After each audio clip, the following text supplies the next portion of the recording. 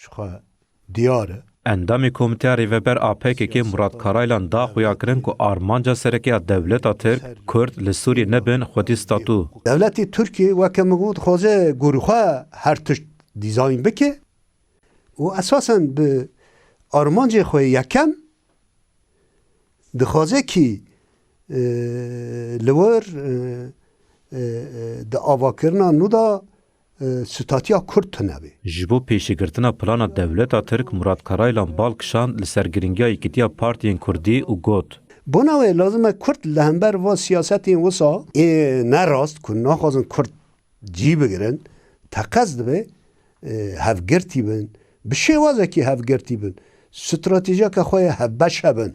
ده سری دا سروکتیا پدکه سروکتیا ینکه سروکتیا پیاده و هر چهار پارچه کردستان سروکتی توایی پارتیان روشنبیران هنرمندان همه کسی این خواه برپرسیار دبینن بانگ آمد بو همیان هیه وی دمی دیروکی دا هر کس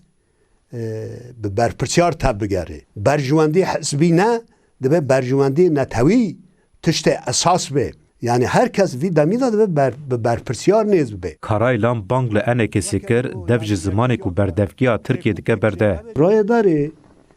انا کسی جوانا هنک وکی بردف که ترکیه وکی بردف که شر تایبتی ترکیه داخفن